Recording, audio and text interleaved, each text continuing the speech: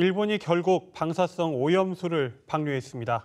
당장 수산시장이 직격탄을 맞았는데요. 상인들은 문을 닫게 생겼다며 깊은 한숨을 내쉬고 있습니다. 백창현 기자가 보도합니다. 수원시 농수산물 시장입니다. 평일이지만 찾는 손님이 없어 썰렁하기까지 합니다. 기상이변으로 수산물 가격이 오른 데다 오염수 방류 소식까지 겹치면서 손님이 3분의 1로 확 줄어들었습니다. 한 3분의 2가 줄었다고 보면 되죠. 평상시부터 경기가 안 좋아서 장사가 안 됐는데 근데 방사능 이게 얘기가 나오면서부터 점차적으로 줄기 시작하더만 지금 방사능 오염수를 이렇게 검사를 안 했는데도 시민들이 불안해서 안 먹는 거예요. 계속된 어려움 속에 오염수 방류로 문을 닫기 직전이라며 분통을 터뜨리기도 합니다. 내일 또 그 오염수를 방사한다고 치면은 이거는 진짜 거의 시작이 문 닫아야 될 판이에요.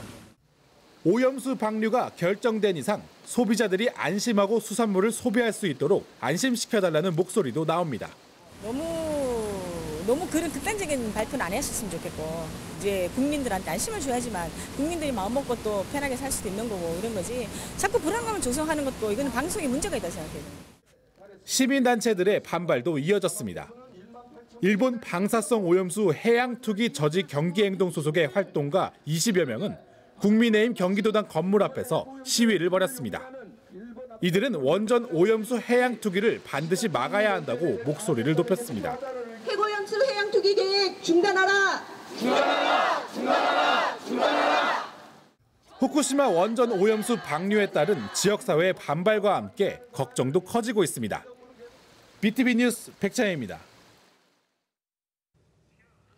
김동연 경기도지사는 긴급 기자회견을 열어 후쿠시마 오염수 방류를 즉각 철회해야 한다고 강조했습니다. 김 지사는 우리 정부가 방조를 넘어 공조한다는 생각까지 든다며 비판의 날을 세웠는데요.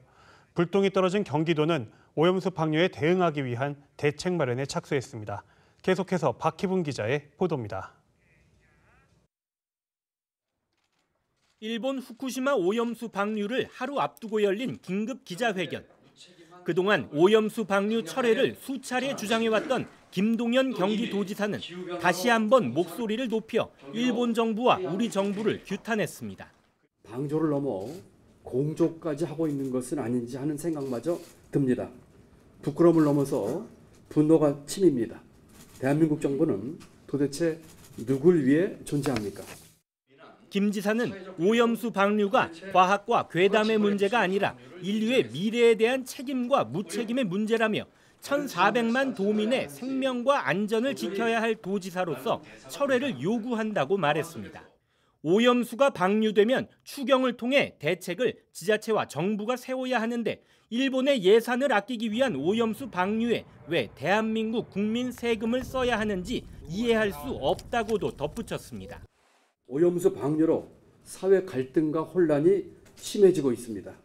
이와 같은 사회적 안전의 문제로 인한 사회적 비용은 도대체 누가 지불해야 합니까?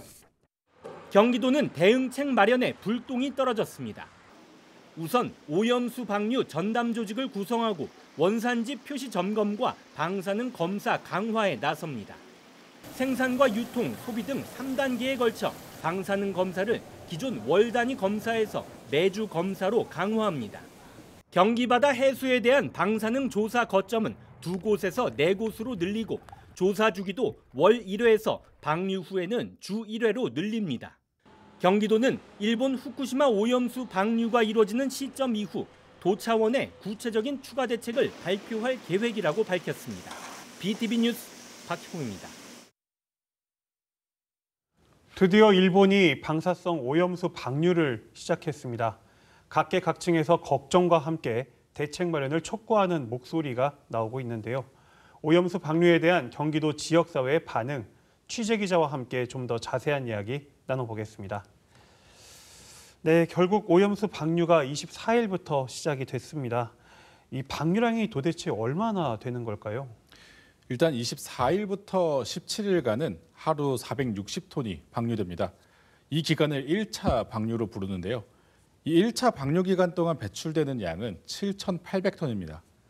일본이 밝힌 오염수 방류 총량은 134만 톤 가량인데요.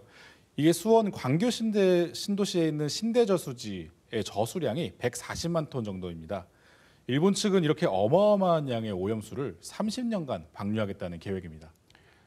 그러면 이제 24일부터 17일 동안 1차 방류가 이루어지는 건데, 그럼 뭐 이제 2차, 뭐 3차 이런 식으로 방류 시점이 또 정해져 있는 게 있을까요? 당장은 17일간 1차 방류 기간을 가지면서 이 반응을 좀 살펴보고요. 그 다음에 방류를 어떻게 할지 결정하겠다는 겁니다.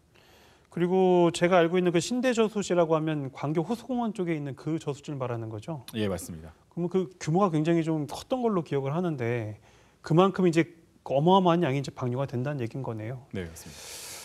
이 오염수 방류 전부터 사실 우리 도민들의 걱정이 많았잖아요. 이제 방류가 시작이 됐는데 반응이 좀 어떤지요? 이 수산물 시장을 찾은 도민들은 이 오염수 방류 전에 미리 수산물을 좀 구매하겠다고 찾는 경우도 있었고요. 오염수 방류 소식에 가격이 좀 급격히 떨어진 수산물, 대표적으로는 양식 전복이 있는데요. 이 수산물을 사면서 좀 만족하는 경우도 더러 있었습니다. 그러니까 아직 오염수의 어떤 영향이 있는 그런 시점은 아니기 때문에, 그러고 또 이제 수산물은 저렴하게 살 수 있으니까 오히려 이게 좋다, 이제 이런 반응도 있는 거네요. 네, 그렇습니다. 네, 이렇게 걱정이 된다라는 그런 분들도 계시고, 그리고 수산물 가격이 떨어졌으니까 오히려 이제 좋다라는 이런 반응이 좀 엇갈리는 부분이 있는데, 앞서 이제 보도된 것처럼 우리 수산시장의 상인분들은 정말 울상이신 거죠? 그렇습니다. 이 최근에 기상이변으로 어획량이 줄면서 수산물 가격이 전체적으로 상승했는데요. 이 대표 수산물인 고등어의 경우에는 가격이 1년 만에 37.5% 상승했습니다.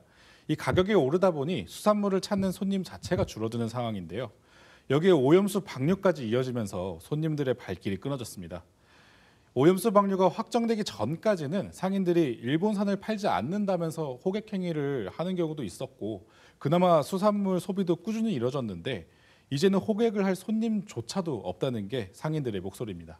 네, 그러니까 가격이 올라서 안 그래도 이제 손님들이 좀 줄어들고 있는 상황이었는데, 이번에 이제 오염수 방류까지 이제 이런 악재까지 겹치면서 아예 발길이 좀 끊어졌다, 이렇게 좀 저희가 보면 되겠네요. 네, 그렇습니다. 이 어촌계 쪽도 사실 이 오염수에 대한 관심이 높을 수밖에 없잖아요. 그쪽 표정은 좀 어떤지요? 이 어촌계 반응은 생각보다는 좀 차분한 편입니다. 오염수 방류가 확정되기 전부터 이미 피해가 누적되고 있었는데, 당장은 오염수 방류보다는 이 기상이변으로 인한 어획량 감소가 문제라고 하고요. 아무래도 이제 경기도는 서해가 수산물 생산지고 오염수 방류하는 거리가 있다고 보시는 분들이 좀 있어서 좀 덜하지만, 그래도 닥칠 충격에는 좀 불안감을 감추지는 못하고 있습니다. 그러니까 일본이 지금 그 오염수를 방류하는 게 태평양 쪽으로 방류를 하게 되잖아요. 그러니까 서해 쪽은 그나마 좀 영향이 좀 늦어질 것이다, 이렇게 좀 보는 걸까요? 네, 맞습니다. 네. 이 오염수 문제에 대해 경기도도 좀 나서서 강력하게 좀 문제를 제기를 했는데요. 핵심 내용이 무엇이었을까요? 경기도는 일본이 벌인 방류수 때문에 도민 세금을 쓰게 됐다고 지적했는데요. 실제로 이 방사능 검사를 진행하는 경기도 보건환경연구원의 한 해 검사 관련 예산이 1억 원 정도입니다. 그런데 내년에는 50% 정도 증액해야 될 것으로 보고 있습니다. 또 9월에 추출될 이 추가 경정 예산, 저희가 추경이라고 하죠. 이 추경에 오염수 대책 관련 예산이 포함될 예정입니다. 이렇게 그 예산이 좀 추가가 된다는 거는 이제 그 대책들이 마련된다는 그런 얘기잖아요. 경기도가 지금까지 내놓은 대책들 좀 어떤 것들이 있을까요? 일단 경기도는 이 오병건 행정 일부지사를 단장으로 해서 방류 대응 TF팀을 지난 6월에 구성했고요. 당장은 방사능 검사 횟수를 늘리는 것에 집중하고 있습니다. 기존에는 월 단위로 진행했던 방사능 검사를 매주로 바꿨고요. 이 해수에 대한 방사능 조사도 기존엔 2개 거점에서 진행했는데 이제는 거점 2개를 더 늘려서 4개 거점에서 진행합니다. 이 검사 결과는 경기도와 해수부 홈페이지 그리고 31개 시군 5개 전광판에 안내될 예정이고요. 또 민간 합동 시군 원산지 표시 명예 감시원을 기존 7만 명에서 내년에는 22만 명으로 확대할 예정입니다. 그렇다면 그 지금 해수에 대한 방사능 조사는 4개 이제 거점에서 진행이 되는 거고, 그 매주 이제 한다는 검사는 수산물에 대한 검사인 건가요? 맞습니다. 이 지자체에서 도민들이 원할 경우에는 방사능 검사를 요청할 수 있는데요. 그 요청을 받으면은 본래는 한 달에 한 번 검사를 했지만 이제 그 검사 횟수를 일주일에 한 번으로 늘리겠다는 겁니다.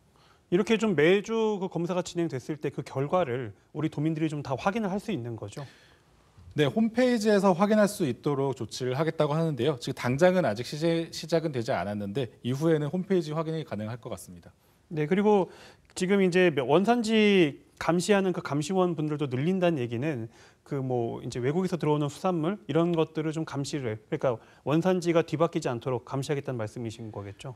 네, 맞습니다. 특히 일본산 수산물이나 농산물들이 국산으로 바뀌는 경우가 많이 있는데요. 그것을 원천적으로 막겠다는 강경한 대응인 것 같습니다. 네, 이렇게 그 경기도는 방사능 식재료를 도민들의 밥상에 절대 올리지 않겠다 이렇게 좀 의지를 좀 보이고 있는데 여기에 대한 반응은 좀 어떤가요? 이 직접적인 피해자인 이 상인들은 지자체나 정부가 주민들의 불안을 줄이는 데 신경 써야 한다고 입을 모으고 있습니다. 이 오염수 방류는 이미 벌어진 일이니 당장 생업을 걱정해야 되는 상인들은 이 주민들의 불안이 계속될수록 이 손해가 계속된다는 이야기입니다. 결국 경기도 대책은 도민들의 불안 해소에 초점을 맞춰야 될 것으로 보입니다.